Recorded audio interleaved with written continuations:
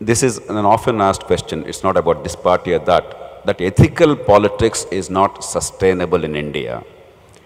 That what we all desire or we claim to desire is not winnable in India is a proven proposition.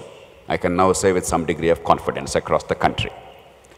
The challenge is how to reverse that. That's the anguish of that young man.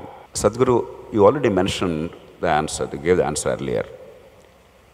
We all forget the initial conditions of our democracy because we take the normative democratic institutions and the constitution. We think it should operate the way it operates in other countries after a certain degree of maturity. We have not created the initial conditions, and Sadhguru is repeatedly emphasizing that.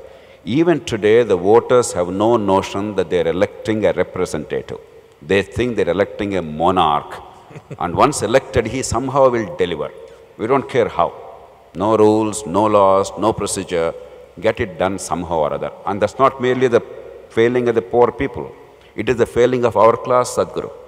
It is the failing of the middle classes, it's the failing of the educated. That's the general perception. The second is, Sadhguru, I agree with the broader point that all of us are political. Politics is not a dirty thing. And I'm glad that you're making that point as a spiritual leader. Unless we recognize that we're all in politics, you like it or not, in some form or the other, doesn't mean that you contest, doesn't mean that you're a member of a political party, doesn't mean that you aspire for power, but you actually aspire change. You must aspire for power. Because if you don't aspire for power, I understand that you have no intention of doing anything for this country. Oh, that I agree.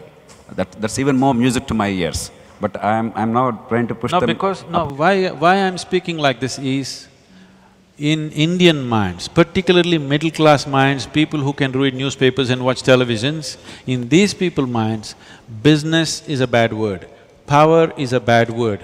No, these are not bad words. These have gotten into bad hands, that is the problem.